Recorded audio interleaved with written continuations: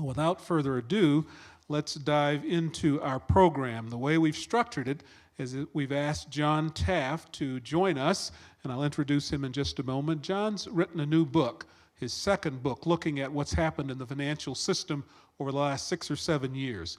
He's going to share some insights from us. What are his thoughts about finance for the future? And once he's set the stage, I'll be introducing a couple of other panelists who will help us join a conversation about the importance of integrity and trust in the financial system. I'll introduce them later. We'll have a conversation among ourselves first, kind of reflecting on John's comments and key insights that they bring to the table. And once we've done that, we'll open it up to the audience for your questions, so get those ready. We'll start with some of you who have already sent in questions as you registered. We'll start to tackle those questions, and then we'll open it up to the floor. We look forward to an engaging conversation with you. Well, first of all, let's introduce our speaker and get John to share his comments with you. John Taft is the CEO of RBC Wealth Management in the U.S. He's responsible for RBC Wealth Management's growth strategy in the United States. He's a veteran in the financial services area. In the industry, he's worked since 1981. He's also had the chance to step above his organization and see the industry through the eyes of its major association, the Securities Industry and Financial Markets Association, having served as chair-elect and chair. He's an industry thought leader that's called on frequently by government, the media, and industry to really talk about what's going on inside this space. He is the author of several books, as I've mentioned, one of which he'll share some insights with us today. And he's a graduate of Yale University, where he received both his undergraduate and graduate degrees. He served on numerous boards, again offering his wisdom, his time, and his talent, and his treasure. Without further ado, please join me in welcoming John Taft.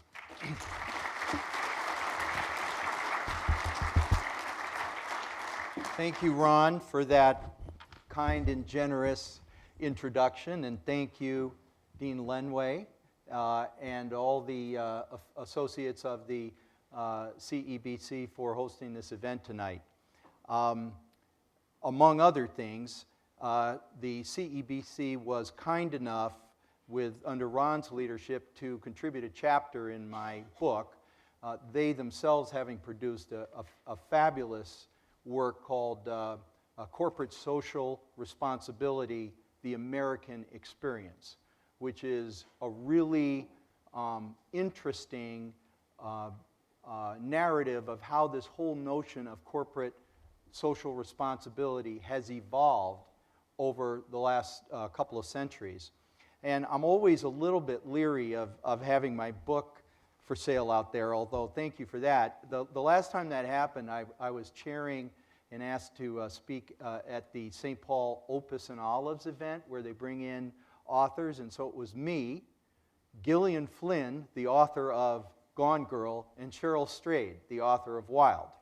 And they had lines that went out the block around the convention center, and I had 3 or 4 people I worked with in the mayor's office at St. Paul just talking to me so I wouldn't feel bad. It was humiliating. But I couldn't help noticing, I am a little competitive, that Bethany, more people have copies of your book in the room than bought mine, but we both lag Bill George, who isn't even here. So, since writing my book, A Force for Good, I have been traveling around the country, and I've been trying to convince anyone who will listen, and you all qualify, that there isn't any more important undertaking than to help build a foundation for what I call enlightened finance. And what I mean by that is finance in the service of society, finance based on the core principle of stewardship, and finance as a means to greater ends, namely leaving the world a better place. Along the way, I've run into people, some inside the industry, some outside the industry, some in the media, some in academia, some in government, who believe, as I do, that we have the opportunity to be entering a new era, a stewardship era, in which finance can and should serve a higher purpose. And some of these people are running financial services firms. I even asked a politician, Judd Gregg, former governor of New Hampshire, senator from New Hampshire, member of the Debt Commission. Figured one politician was enough. And the central idea of the book is, as Ron indicated, is that, in my opinion, it's time to change the conversation we've been having. Ever since the financial crisis, we've been looking backwards. And we've been pointing fingers, we've been assigning blame. I call it forensic deconstruction. And all of that, anytime you have the kind of betrayal that represented, you have to go through that kind of period on the way to rebuilding trust. But after 7 years, it's been over 7 years, enough is enough. And it's time to start looking, again, in my opinion, forward and talking constructively about how finance can become an agent of positive social change. And those of you who are, as I am, aficionados of the best movie ever made, Caddyshack, you remember the line where Judge Males asked Danny the caddy, "What do you stand for, Danny? Goodness or badness?" And that really is the question in front of the financial services industry. So what do we need to do in the financial services industry, and I say we because I work in it, to be a force for good? Well, first of all, we have to stop blowing the place up every 10 or 20 years. I happen to believe that a lot's already been done since the financial crisis to make the system safer, sounder, and more secure than it was going into the crisis. And it's one of those 80-20 things. 80% of the solution or the improvement that's been made is really in the increased levels of capital that the market and regulators have required major financial institutions to place underneath their operating activities. And so the major financial institutions in the world have literally raised hundreds of billions of dollars to build stronger foundations, war chests, if you will, for when things are going badly. And these same businesses are operating with a lot less borrowed money than they were going into the crisis. So you've got safer businesses, less leverage, on stronger foundations. To me, that's 80% of the battle being won. Another important change. Prior to the financial crisis, the multi-trillion-dollar market for derivatives, you remember Warren Buffett famously called the derivatives financial weapons of mass destruction. That was essentially an over-the-counter market, meaning there wasn't a stock exchange, if you will, where people went to buy and sell, match up orders. It was just party A transacting with party B in a derivative, which is really just a contract. I agree to pay you, and you agree to pay me when X, Y, or Z take place. And those X, Ys, and Zs, a number of variables and constraints and bounds can become very complicated. But the risk in the over-the-counter market is what's called counterparty risk.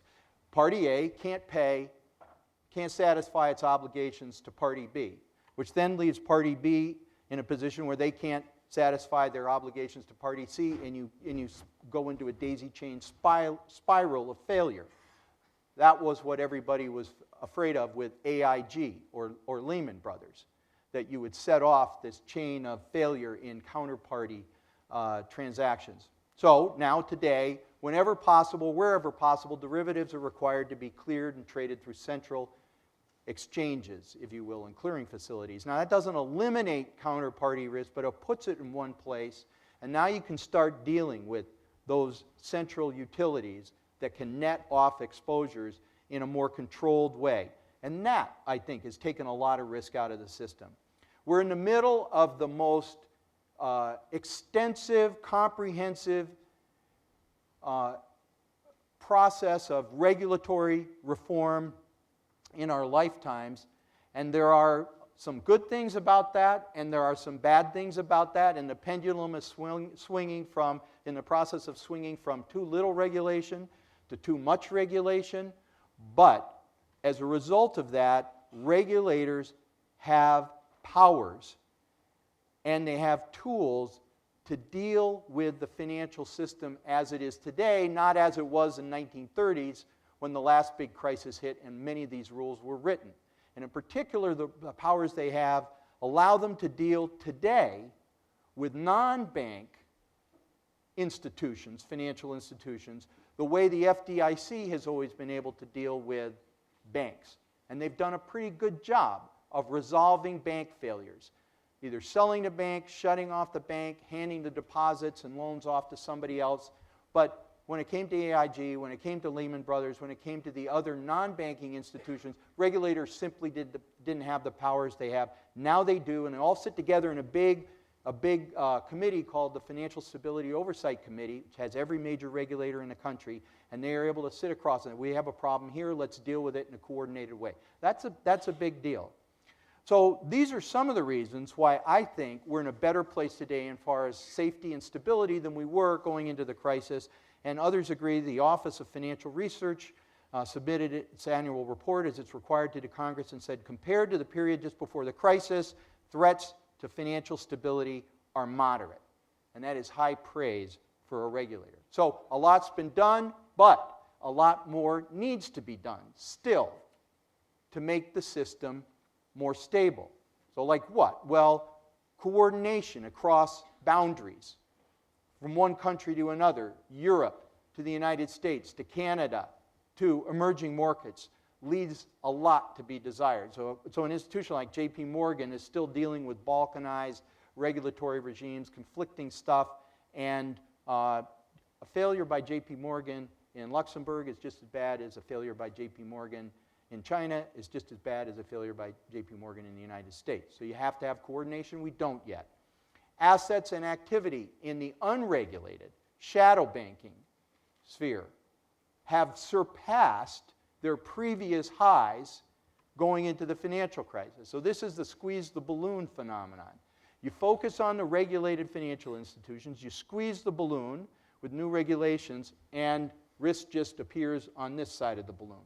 That's what's going on. So online lenders, hedge funds are making the loans that banks can't afford to make because regulators don't want them to and they don't have the capital to do it. So risk is appearing in places it wasn't before, and there isn't yet, I don't think, a tested and coherent structure for dealing with that risk. And public trust, the whole financial system depends on public trust. It hasn't improved. There's probably the best measure of this is the Edelman Trust Barometer, and it reported in this year that only half the public trusts individual financial institutions and only half the public trusts the financial system as a whole. Elizabeth Warren is able to score points today by blocking the nomination, or she's able to block the nomination of an assistant Treasury Secretary just because he worked on Wall Street. She brought pressure to bear on the Brookings Institution, which ended up firing a scholar because he wrote a paper that inadequately disclosed the source of financing for that paper. Michael Lewis goes on 60 Minutes to talk about online or high-frequency trading and makes the declaration right up front, the markets are rigged. Everybody believed them. They're not rigged, but people think they are. And so my book does a couple of things. It focuses on specific, tangible, blocking and tackling steps that still need to be taken to make the financial system behave better, to make it be a more stable enabler of economic activity than it has in the past, recognizing today that financial institutions are more interconnected than they've ever been in the global economy. So when you have a shock someplace, it spreads much faster and goes much deeper than ever before. And a lot needs to be done to impose stability on a system that's more complicated than it's ever been. And complexity leads to fragility.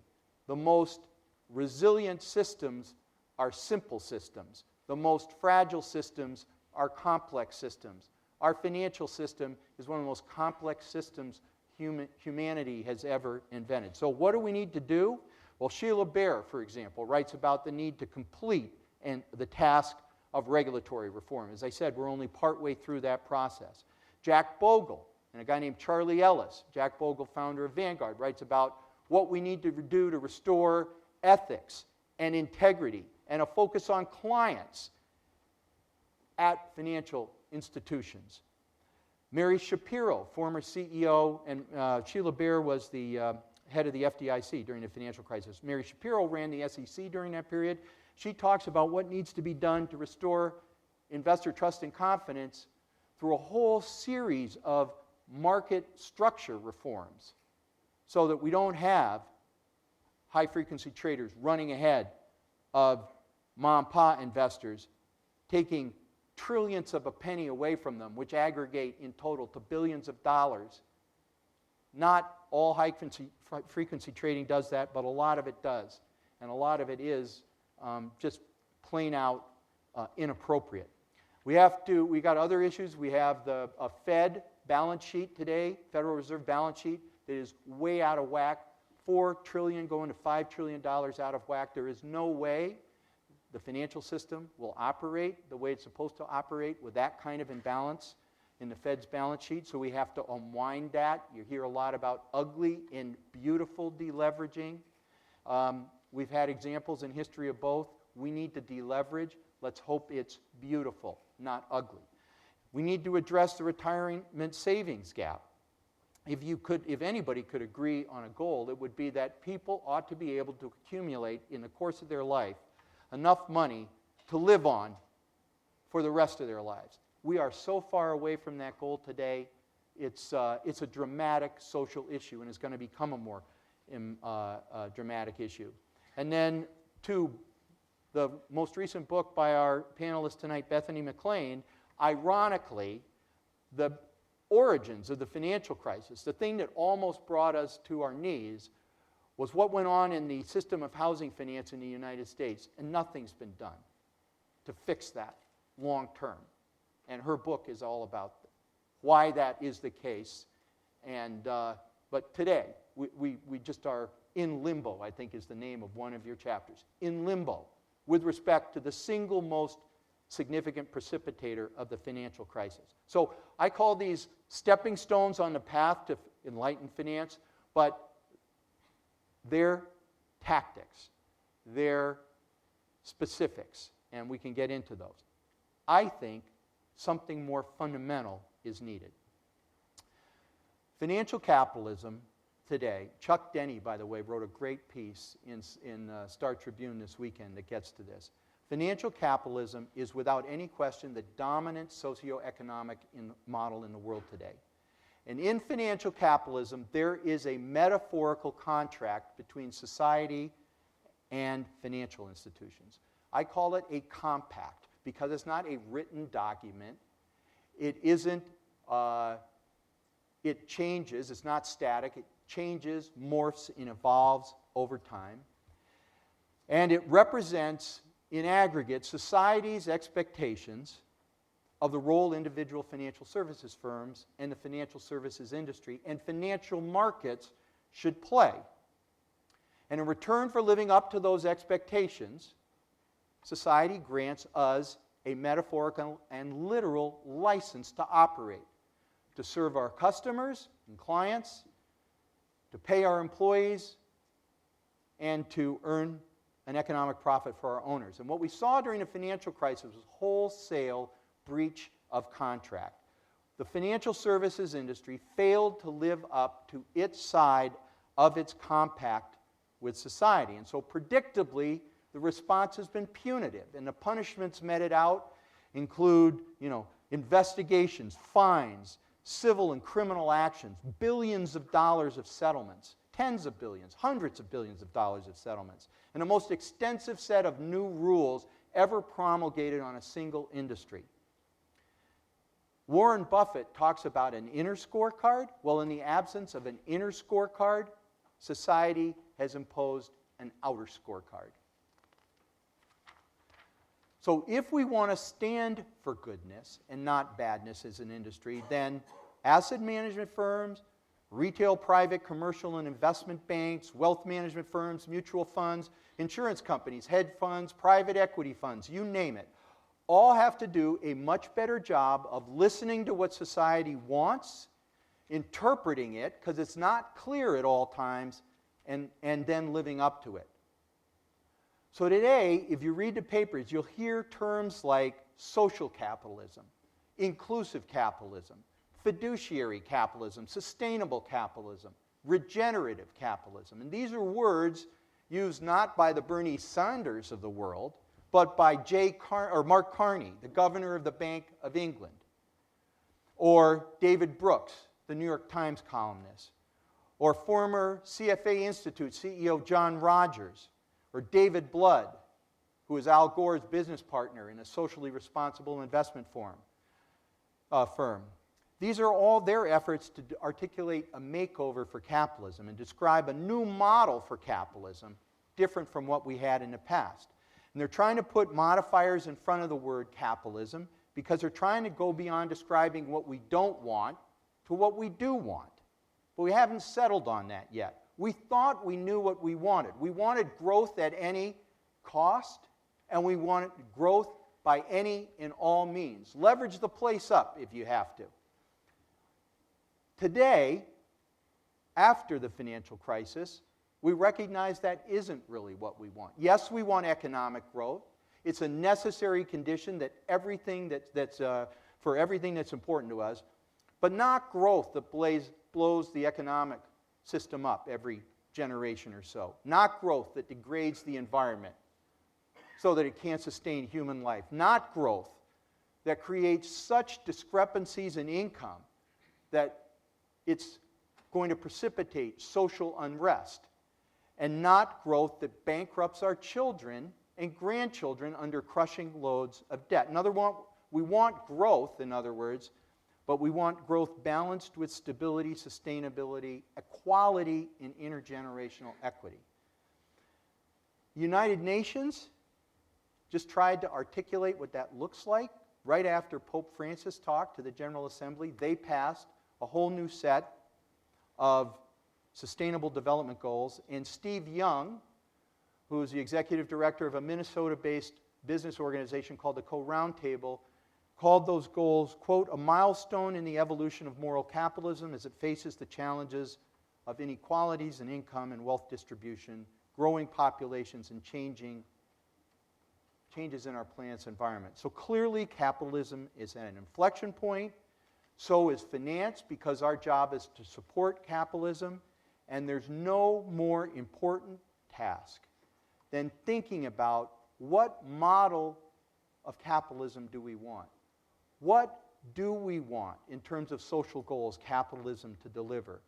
And how can finance enable that? To whom and what? For what purpose does finance exist? One of the contributors to my book, and I'll close with him, is Yale economist and Nobel laureate Robert Shiller. And he articulates, I think, one of the best visions for what the future of finance could be when he writes in his book, Finance in the Good Society, quote, finance suitably configured for the future can be the strongest force for promoting the well-being and fulfillment of an expanding global population and for achieving the goals society has. At its broadest level, finance is really an architecture for reaching social goals. The goals served by finance originate with us. They reflect our interests in our careers, hopes for our society and our families, ambitions for our businesses. Finance does not embody a goal. Finance is not about making money per se. It is a functional science in that it exists to support other goals, those of society. The better aligned, this is the point of this whole last couple of minutes, the better aligned a society's financial institutions are with what society wants, the stronger and more successful society will be. This is Robert Shiller. So better alignment between finance and social goals. That's the foundation upon which a more constructive future of finance must be built. Yes, in addition to all the blocking and tackling and tactical changes that the book goes into, but better alignment. between what society wants and finance, particularly in a world, which as Schiller puts it, where financial institutions and financial variables are as much a source of direction and an ordering principle in our lives today as the rising and the setting sun, the seasons, and the tides. Thank you very much.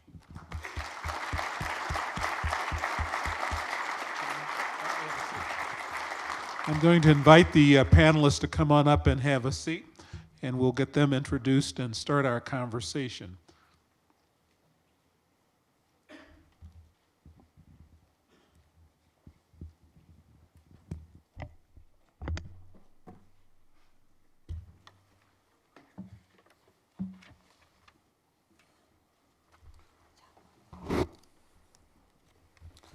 Well, by way of introduction, first to my left and your right is Bethany McLean. Bethany is a contributing editor at Vanity Fair.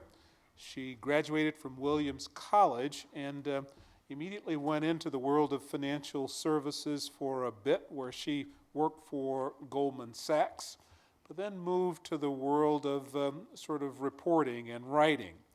Her 2001 piece is Enron Overpriced, was one of the first skeptical articles about Enron, and after the company collapsed into bankruptcy, she co-authored The Smartest Guys in the Room, The Amazing Rise and Scandalous Fall of Enron, with her Fortune colleague Peter Elkin.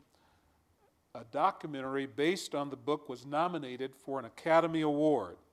She joined Vanity Fair as a contributing editor in 2008, and she subsequently co-wrote a book with Joe Nocera of the New York Times, All the Devils Are Here, The Hidden History of the Financial Services Crisis. She's got work now that's going on looking at the whole U.S. mortgage system. Her book, her latest book, Shaky Ground, The Strange Saga of U.S. Mortgage Giants, does a profile of the industry, but some of the institutions, and what are some of the risks. She's a columnist for Fortune.com and is working on a book both about Fannie Mae and Freddie, which she'll be publishing in the next year or so. On the extreme, sort of my left and your right, is Bill Johnstone. Bill is the executive chairman of D.A. Davidson Companies. It's an employee-owned financial services holding company based in Montana. Prior to joining that particular company, he served as the managing partner at Dorsey & Whitney, headquartered right here in Minneapolis. So he brings several lenses to the discussion. Prior to that, he served as a vice chairman of the investment firm Dane Rauscher, a firm that he helped to build, and it was a forerunner to RBC Wealth Management here in the U.S. He also leads as chairman of the Securities Industry and Financial Markets Association now. He's chair of the board of directors, and he's a member of the regional firm's CEO Roundtable. He's active in academic circles. He's been appointed to the Montana University System Board of Regents, and in 2013, he served as co-chair of Main Street, Montana. Join me in welcoming our panelists, please.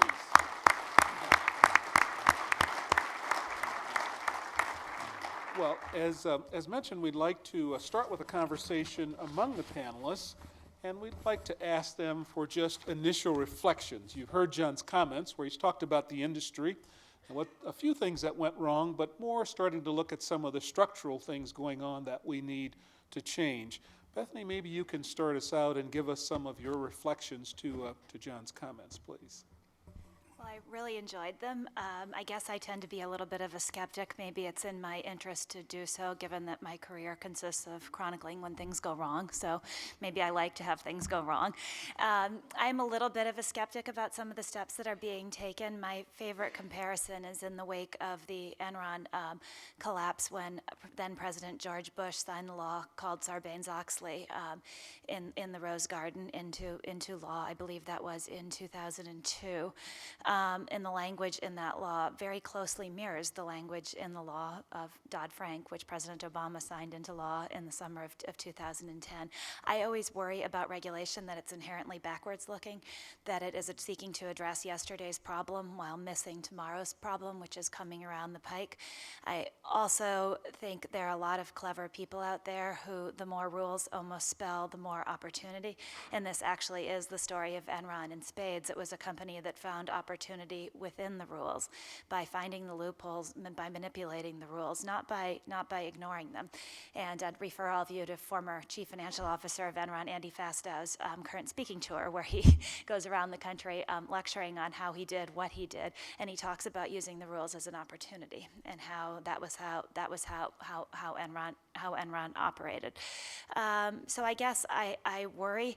That said, I thought the notes that you concluded on from Professor Schiller's book were absolutely remarkable and spot on about how we need to think about things. One of the few happy stories I've ever done was a piece on Warren Buffett. And the thing that stood out to me that Buffett said was that the most important part of his legacy was that his company, Berkshire Hathaway, would be around in 100 years because it was an insurance company and it had made promises to pay people that stretched out 100 years. And so this was what his life's work was to make sure his company would be around. And I thought if more people thought in that sustainable way, that we would have a much healthier industry and financial services industry. Thank you, Bethany. Bill, your reflections, please. Well, my first reflection is that the line from my book was the shortest of all because I don't have a book. First of all, I applaud John for taking the time out of a busy schedule. I don't know how he's written 2 books and done everything else he's done, so it's a testimony to his energy and his intelligence. And while I perhaps share some of Beth's skepticism as a former lawyer, not a journalist, it's an important conversation, and John should be applauded for initiating it and publicizing it. He has a lot of credibility in the industry, and so I think that's very important, and the number of people that are here tonight, I think, is further testimony to that. You know, I would probably focus on a couple of things which I think are particularly critical if we're going to change the narrative and the results, and that really gets down to ethical behavior. Within this industry, and frankly within other industries in business, I also read parts of the book, not the whole book, that the center put out, and some excellent points. But you know, most organizations talk about corporate culture. It's frequently discussed, I think, touted, but our track record in observing it, following it, and making decisions based on it is not so good. But there are some examples, and I think there are some examples in the financial services industry. And in a moment, one of the points that we're going to talk about is how is the financial services industry really different from other industries, and in some respects I think it is. But I actually think that if you look, there are some examples of actually quite good corporate behavior within the financial services industry, parts of it, frankly, through the financial crisis. And I think there's opportunities to learn from some of those organizations and from some of the conduct and the culture that they created.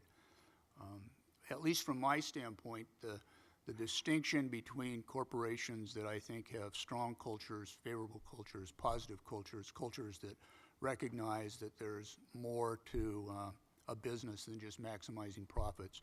As a side note, with all due respect to Professor Friedman, I think his statement that the primary, almost exclusive purpose of a corporation is to maximize profits is probably A, misunderstood, but has served to excuse and influence behavior too much.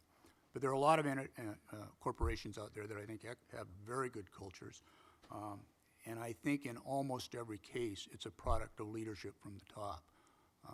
That's not a unique insight. But if you look at the corporations that do have strong cultures, Mr. Buffett's would be one. It really starts at the top, and it's more than just articulating what the culture is, although that's important. I think it's constantly repeating it, and then rewarding behavior that's consistent with the culture. And some of that's compensation, particularly in our industry, but it's not just compensation. I think I think too often in the financial services industry there's undue criticism and disrespect for regulations. I think when the leaders constantly repeat that, it permeates the organization. Not right. I think in some cases in the financial services industry, we don't recognize, reward by promotion, by statements of congratulations and thanks, the sorts of behavior that we should be expecting to receive from our employees. So those would be some of my observations, and I'm sure people will have questions and we can talk further about it later. But there are examples, I think, very good examples of some very positive behavior during the crisis. Ethical behavior, I think, drives almost all the other objectives, John. Bill, you touched on the fact that financial services is different than other industries. Can you expand on that? What do you mean by that, please? Well, I think it's both different and maybe similar.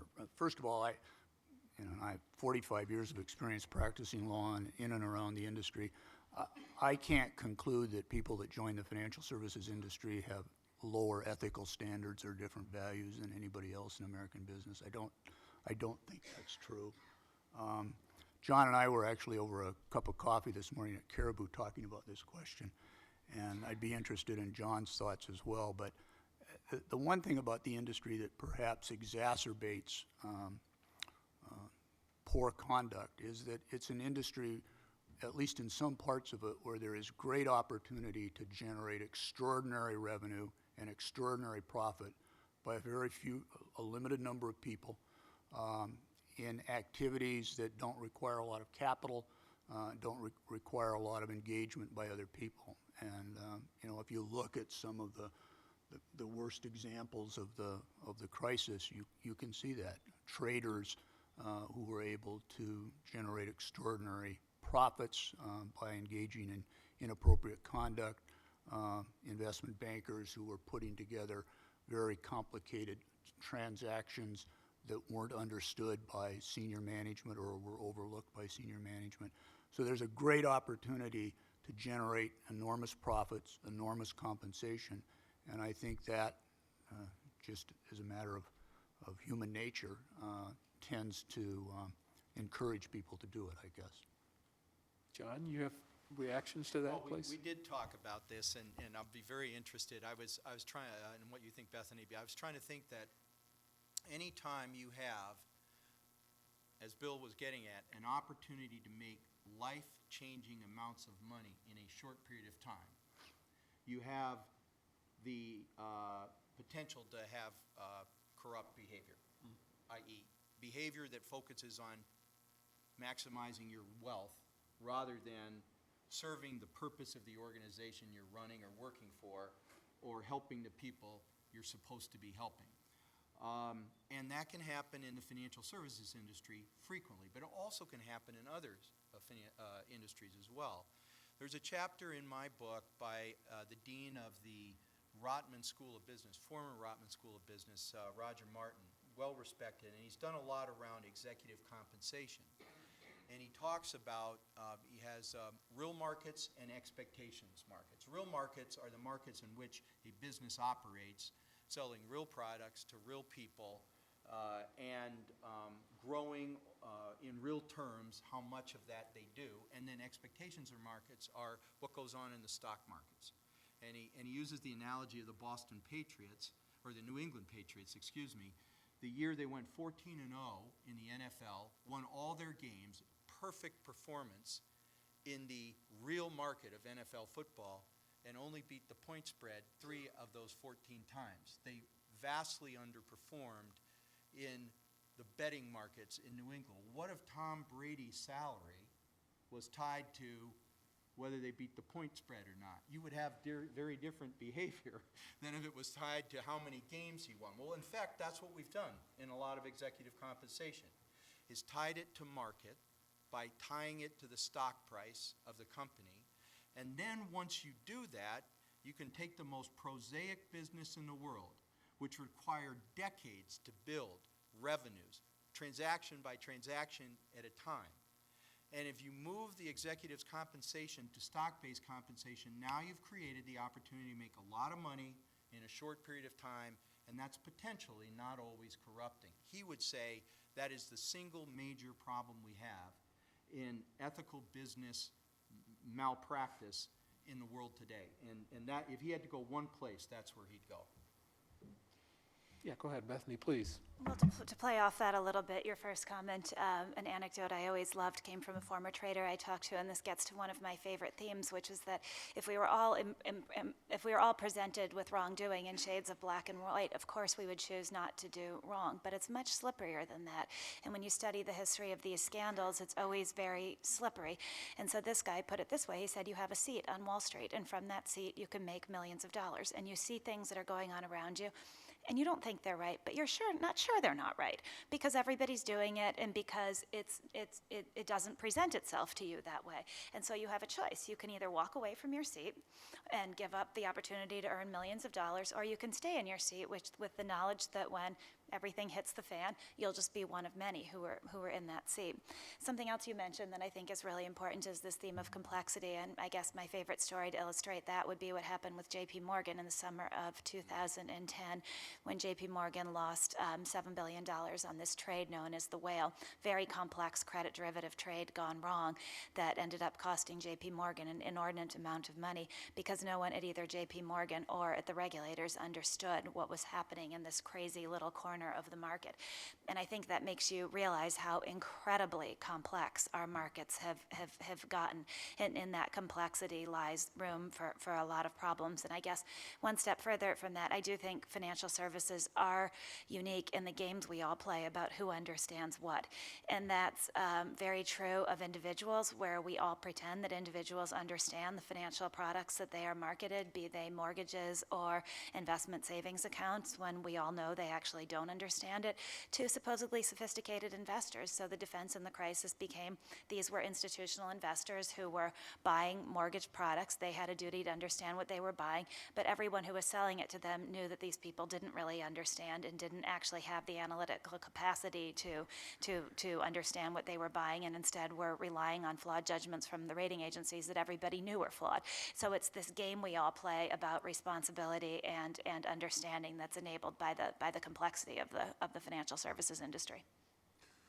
Bethany, maybe you can keep going. What role does individual responsibility play in what's happened, and just as importantly, going forward in how we restore trust?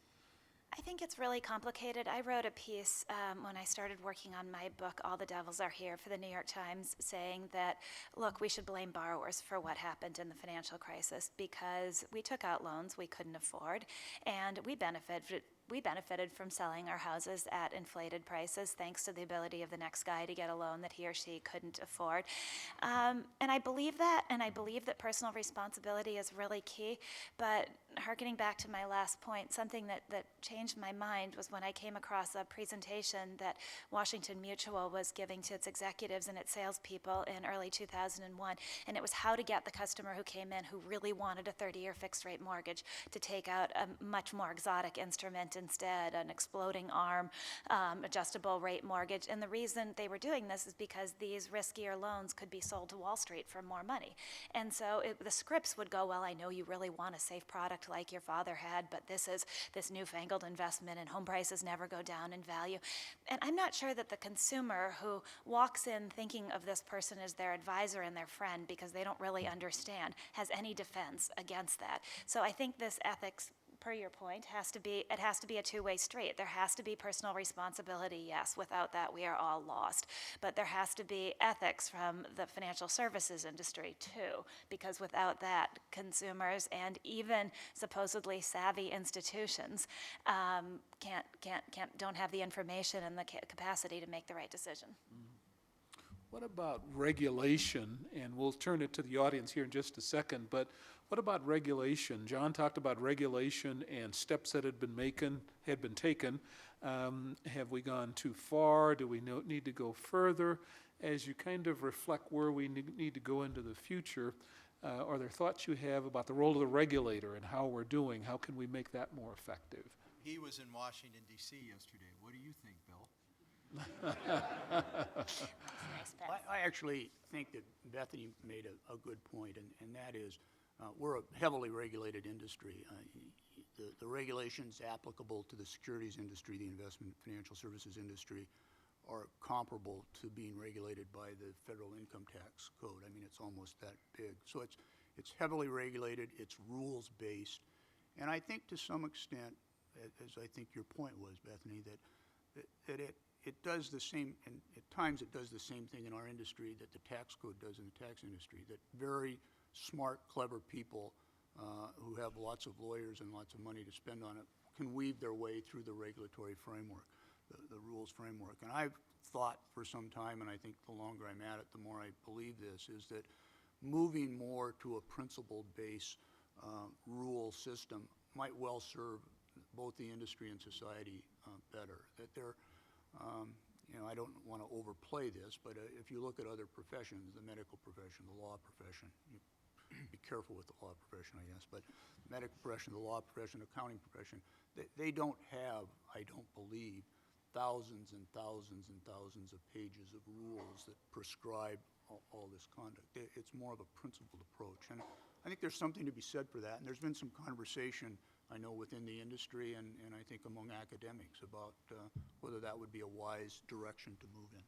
Well, to your first statement, no amount of regulation, you couldn't write enough rules and you couldn't write them well enough to prevent unethical behavior from happening. There's no way to do that. So the question is, you definitely need regulation to set the rules of the game.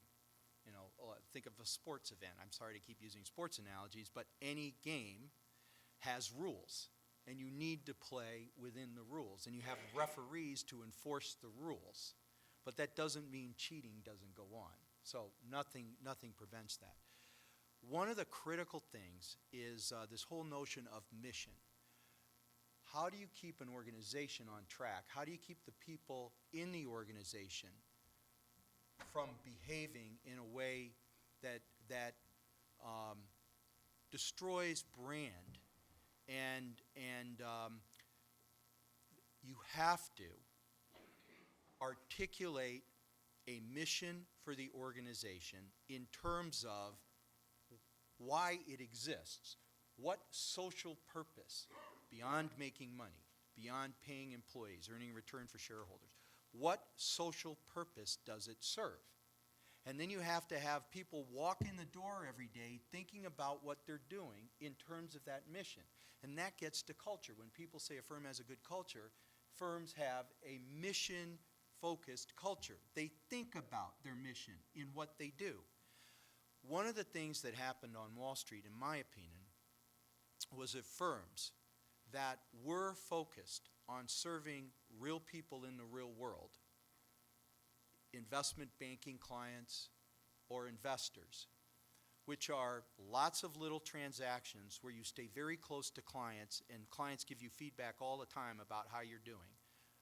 Those businesses, which is where the Goldman Sachses of the world started, got moved to the side by businesses, mostly trading in nature, that could make a lot more money, a lot more quickly, without having to deal with the messy business of clients.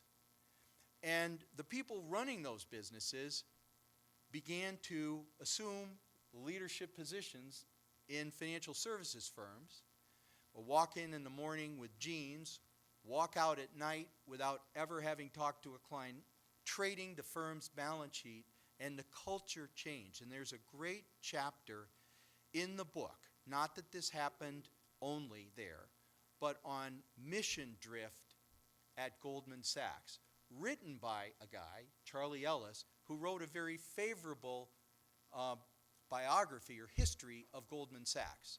And then after the crisis, he came back in and said, there was mission drift. The dangers of mission drift, losing your way, if you will, are inestimable. So I think our industry lost our way. Our industry lost touch with our mission, purpose, and values.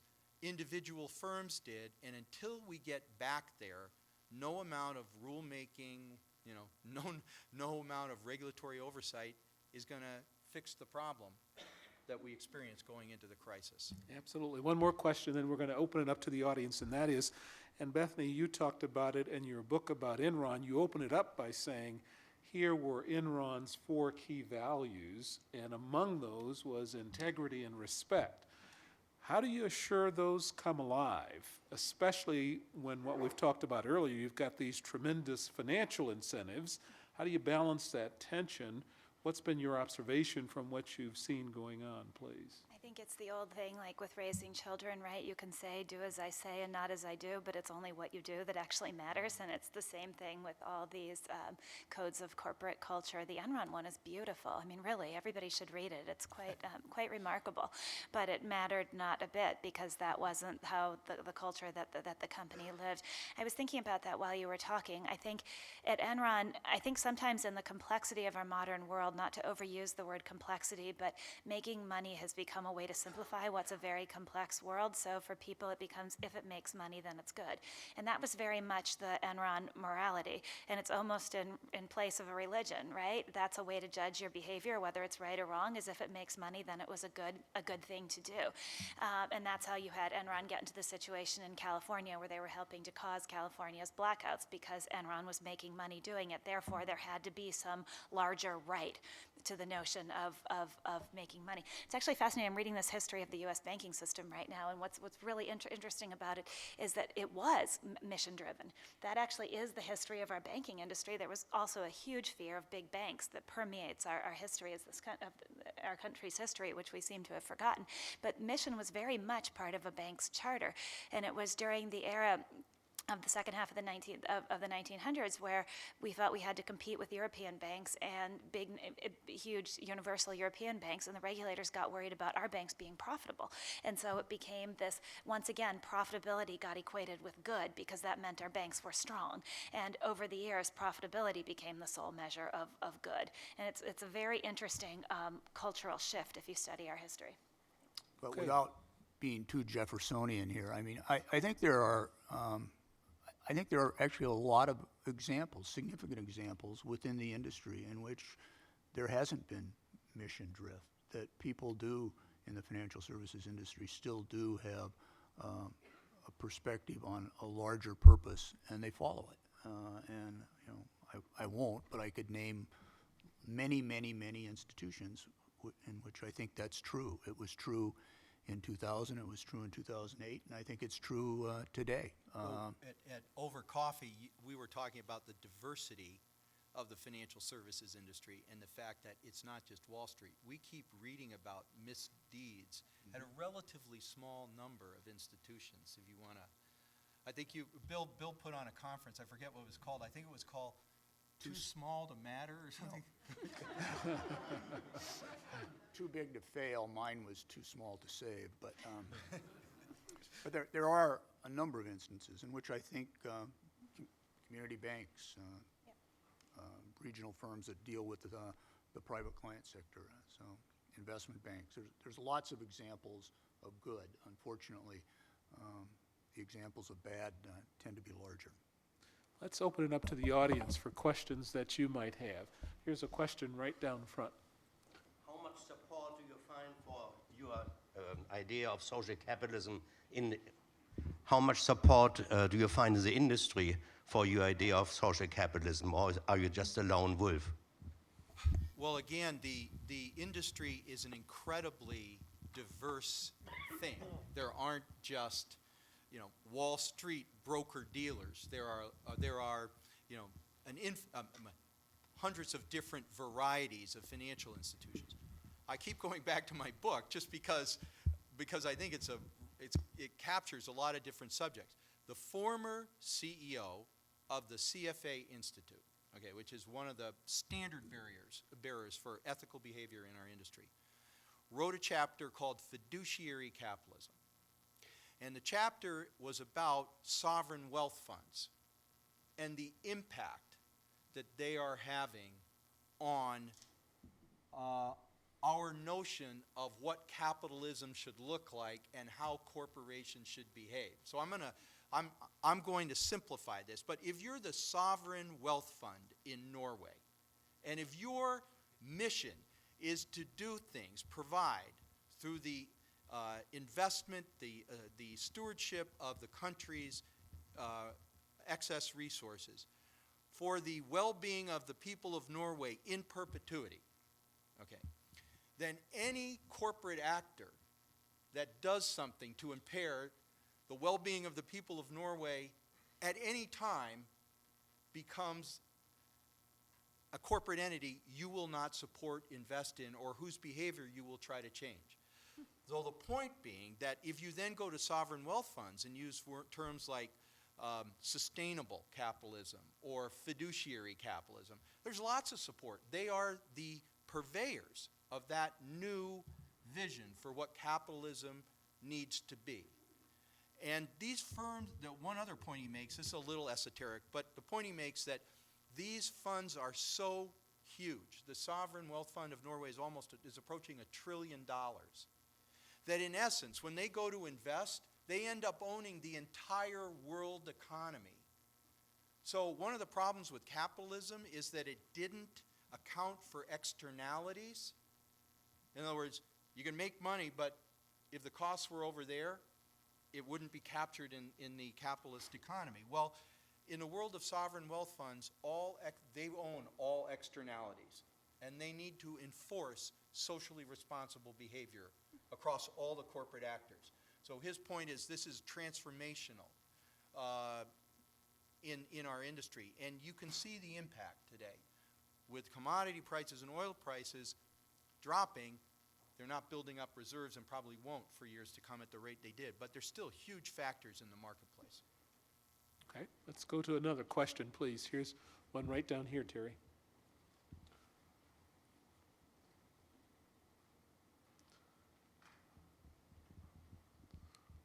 Thank you. I applaud the concept of financial services serving a social purpose or the public's purpose.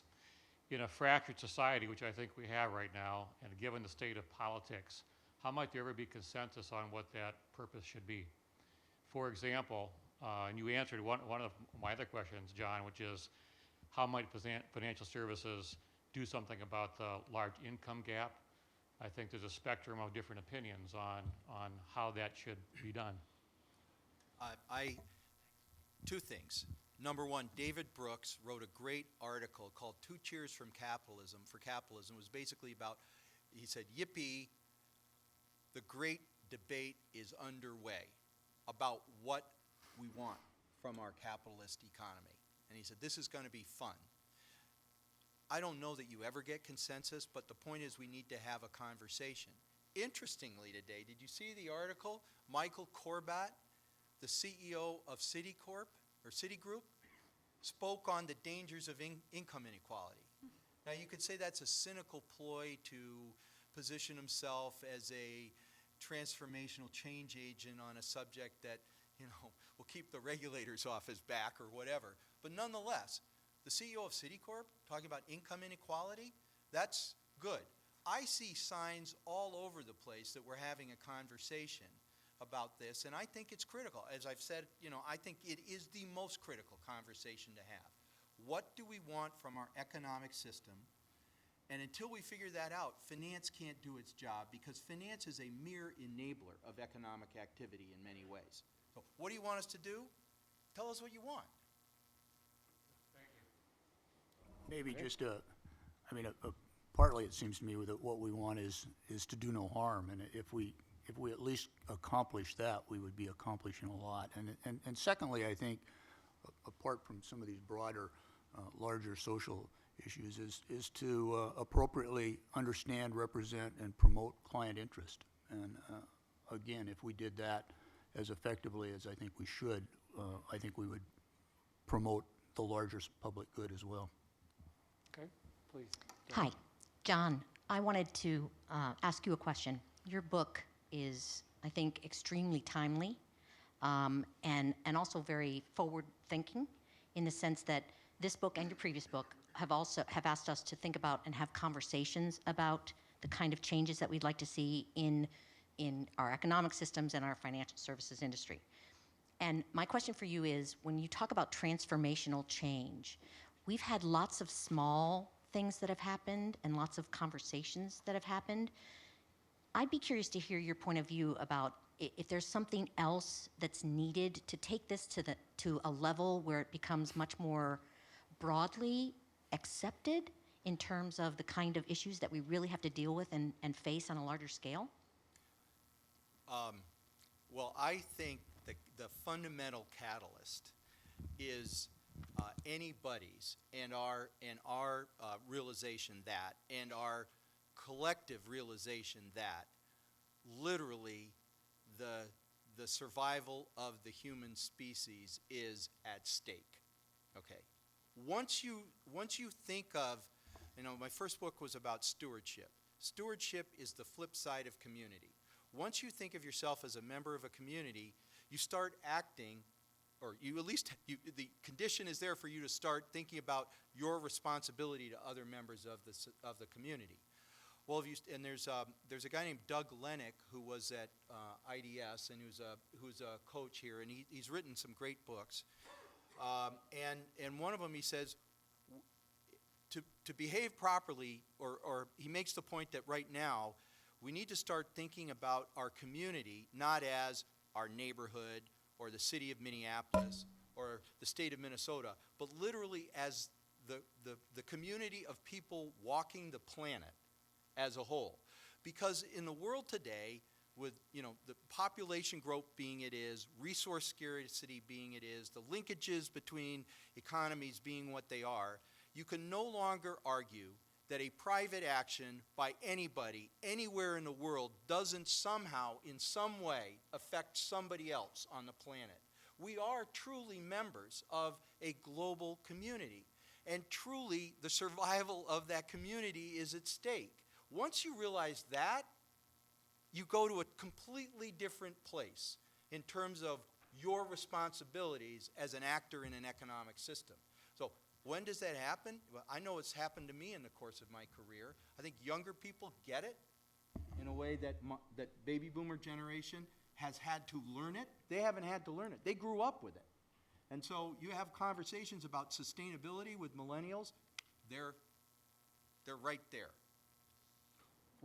Here's a question, please. Yes. So I have a two-part question. One is the risk reward. So there was an example of Goldman Sachs, and it used to be a partnership. So anything that went wrong, every partner may lose its capital, like Arthur Andersen. They all did.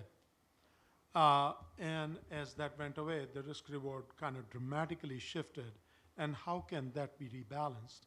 And second one is corporate governance. So governance for the longest time has been legalistic, defense-based versus agile and risk-based. How would that change? Bethany, you want to tackle the governance question? I know you wrote on that in your books as well, too.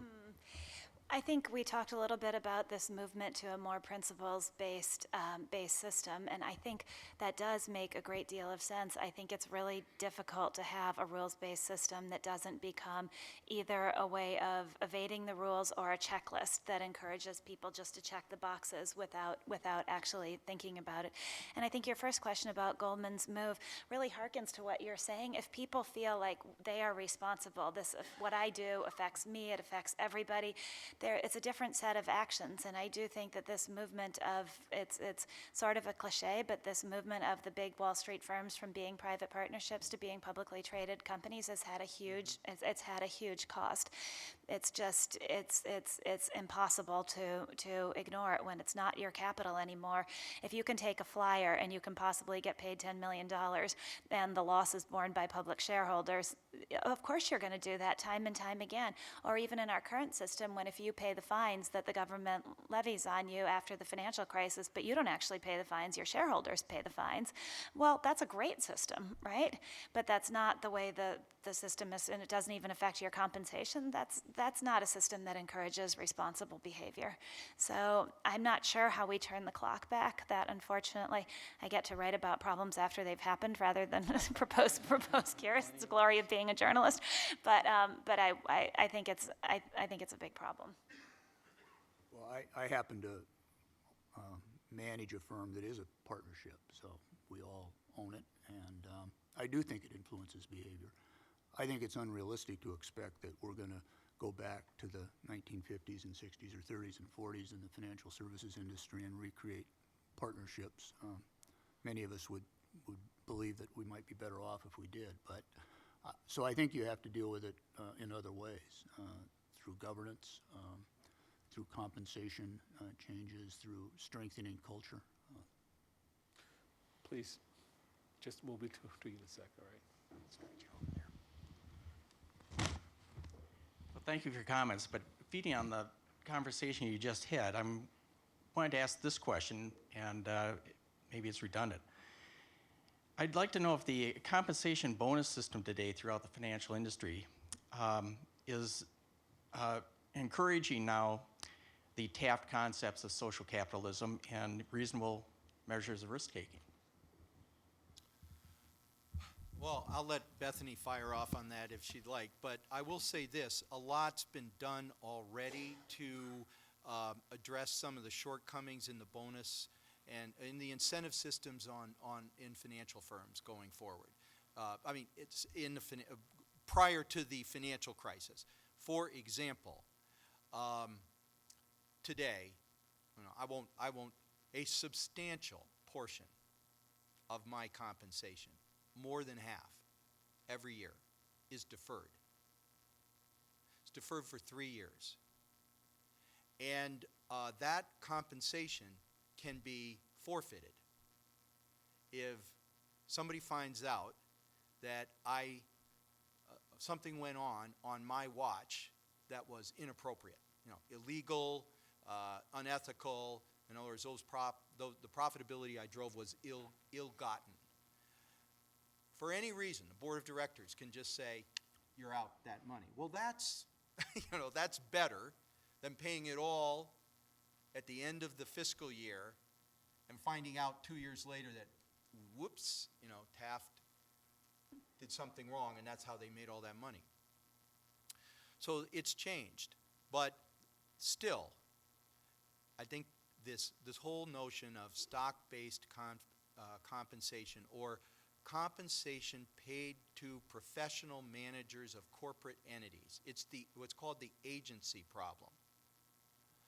And it also exists in the world of asset management, where people who own the mutual fund hire investment managers who are agents to represent their interests. Okay? If the agents don't have their own money at risk, how do you know they're going to watch out for your best interests? So that agency problem is true in the investment management world.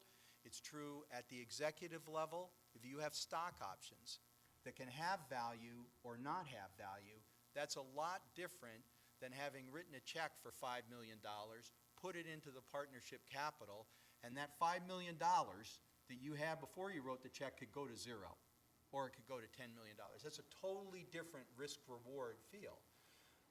One of the interesting ideas, Sally Krawcheck, who was the CFO of Citicorp, suggested that you shouldn't just pay executives in corporate stock, you should pay them in corporate debt, so that at least they have the point of view of a corporate debt holder and stand next to corporate debt holders in their perspective. So don't, you lose it if the company defaults. That's interesting. It doesn't solve the problem. I'm rambling a little bit here. So So I think everything that has gone on in changing compensation sounds really, really good, and it all sounds really great and like it's going to work fantastically. But the history of attempts to get compensation right is the history of unintended consequences. And I think if you think about it, there is nothing that sounds better than stock options. What could be better than having employees and executives of a company have ownership in the company? There are these great numbers from the Enron scandal from the Joint Committee on Taxation, and I'm going to be wrong about the numbers, but directionally right.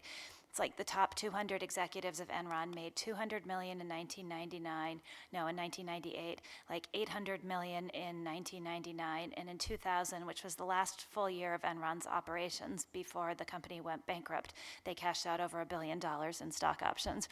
And so the line from the Joint Committee on Taxation was stock-based compensation may not work in reality the way we thought it did. So I think there will probably be unintended consequences. The other thing comes back to that analogy you used about squeezing a balloon. So people leave Wall Street because pay is regulated and they go to hedge funds, which are basically a compensation scheme. And lots of my good friends work at hedge funds. It can be a really great job. But you make 20% of the profits if things go well, and if things go badly, you don't give the money back. So that's kind of great too. Unless you think this is just an abstraction and it's just the hedge fund industry. Hedge funds now, actually, as the big banks have gotten out of the business of servicing mortgages because it's been so fraught with regulations, a lot of the mortgage servicing companies are now owned by hedge funds. So it's this growth in the unregulated or lightly regulated sector of our economy is problematic, I think. There was a question here, please. I happen to think that the focus on ethics is maybe a little bit of the wrong focus. I think most of your employees and most people who work in the finance industry are ethical, and they have wonderful statements of ethics. But to follow up on the last question, it really depends on the performance evaluation system to some extent. It depends on the culture of the organization and what they really think the purpose is. And would you be, for example, in favor of designing some kind of a compensation reward system like you described for Tom Brady? I mean, I'm sure it would be very complicated, but how much as an organization or a person contributed to the reduction of the wealth gap, not only the income gap, or contributed to improving the savings rate of the American, of the client and customer base? Well, I guess those are kind of some of the key ideas. But, And so if think, if we're tracking with you in addition to sort of profitability sort of targets that you're incentivized for, what about serving the common good? Exactly. And recognizing the way that the organization has contributed to that as well as individuals in it. That's where you were going, right? By the way, this is not a new form of capitalism. You're talking like this is brand new. This is the way our system started out back in the 19th century. And even Adam Smith and his followers would notice the original lawmakers were afraid of big government, but they were also afraid of big companies or organizations who could game the market or could control the market. And so original corporate laws, which are since, of course, been thrown aside and with corporate charters being automatic, meant that. So I think that's an important Any thoughts or reactions to that concept? Well, we just refreshed my firm's parent company's a statement of collective ambition and our statement of purpose. So the statement is helping clients thrive and communities prosper. That's at the center. That's why we exist. So then a portion of my compensation every year will be determined by how well I support that statement of corporate purpose. And so that's my boss's subjective, in this case. Could you quantify that? Yes. Number of,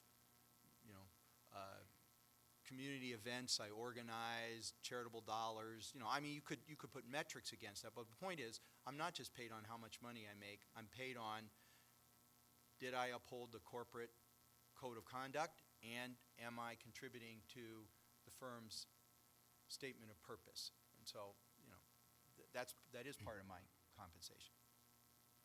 And that would not be I think John's has a more progressive organization than most, but that wouldn't be terribly out of line with a number of other entities. The difficulty is that it's fairly narrow and limited. It typically applies just to the senior executives of the organization, and they're certainly, I think part of the compensation issue is, with respect to compensation, goes deep into financial services organizations. I mean, there are many people in my organization who make multiple times what I make, and that would be true in most organizations. So it would be a mistake if you think compensation is an issue, and I do, to look at it just at the CEO or the senior executive level.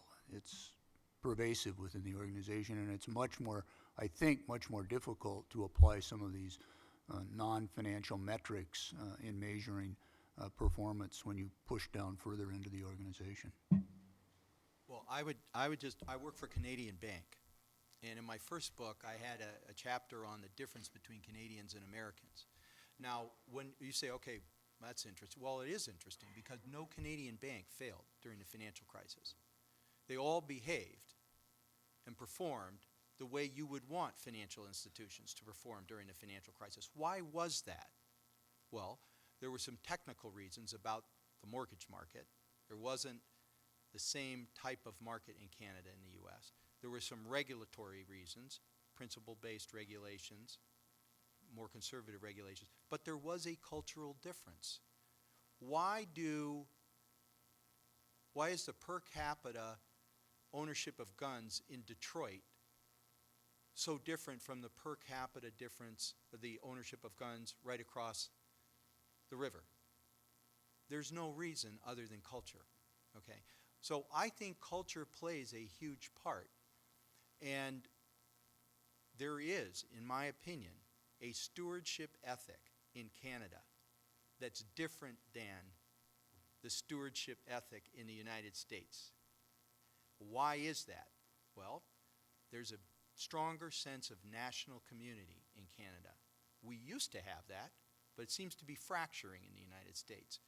There are fewer people in Canada than there are in the state of California, so size has a lot to do with that. It's a little bit like living in South Dakota.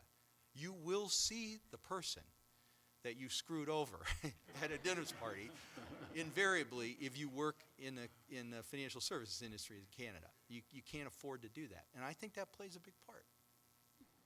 Probably have time for one more question. There's a hand in the back there, please.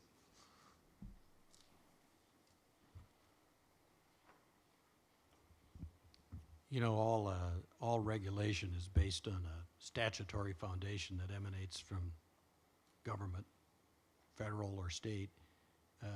If you could sit down the current or any occupant of the Oval Office, West Wing staff, cabinet secretaries, House and Senate, governors, and recommend a couple of good books other than your own to read for foundational concepts on, you know, some of these problems, what would you recommend? Well, I actually included a bibliography in my first book because I wanted to do that. Complexity and Fragility. There's a book called Anti-Fragile by a guy named Nicholas Taleb, and he also wrote The Black Swan. He is brilliant. I said in my summarizing, I said if arrogance was a virtue, he would be a saint. But he is a really smart guy, and they are fascinating books with a lot of insights. There's also, well, at any rate, if you're an individual investor, I worry a lot about what if the world really goes to hell in a handbasket? You know, how do I preserve my wealth? There's a fascinating book called Wealth, War, and Wisdom by a guy named Barton Biggs, now deceased. And it's all about what happened during World War II and what asset classes preserved their value and preserved wealth and which didn't. And he goes through this, you know, long historical analysis and said, well, probably a 50% stocks, 40% bonds, and move 10% of your wealth outside the country into farmland that you can grow crops on. He said that's probably going to preserve your wealth over time. It's such a lot of good Winston Churchill stories there too, which are a lot of fun. Those were two that I've really enjoyed. I guess I'd vote for A Demon of Our Own Design, which you've probably read, Richard Bookstaver's book, which is basically about complexity. And I think you could do a lot worse than read a lot of fiction. Anthony Trollope's The Way We Live Now is a precursor to a lot of corporate scandals. And sometimes fiction tells truth better than truth. So. Let's say thank you to our panelists tonight, please. Well done. You certainly have given us a lot to think about, both in terms of structurally what needs to be done, what organizations can do in terms of thinking about mission first, and what individuals can actually do, with still some skepticism. We have to now put it into motion in order to make it happen. So we want to say thank you for joining us. We also want to again thank our sponsors for this evening, and they included Bremer Financial Corporation and Affinity Plus and the Catherine B. Anderson Fund and RBC. Our reception is sponsored by our partner, Financial Executives International, FEI. We're so grateful that you could be with us. This program, these kinds of programs, though, would not be possible without the support of our business member companies. There are over 50 of them in our region, and we're deeply appreciative for your support as well. I also want to acknowledge the CEBC staff who have worked behind the scenes to make this come alive. I see David Rodborn out in the hall, and Terry Hastings and Bob Shoemake. If you wouldn't mind giving them a round of applause as well.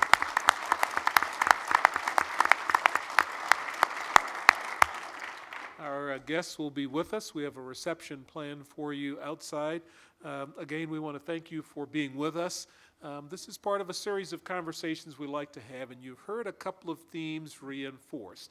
And it really gets back to how we started out the conversation as Dean Linway opened it up. It's about principal leadership. It's about understanding the mission of the organization and how it fits into the broader society and doing good, doing well, but yes, doing good, to really make sure everybody has an opportunity to participate in our society. And it begins with the individual, how we show up and align. Yes, there are things that government can do, but ultimately it's got to start internally, inside the individual and inside the organization. Please take those thoughts with you, and we wish you much success in the future. We are adjourned to the reception.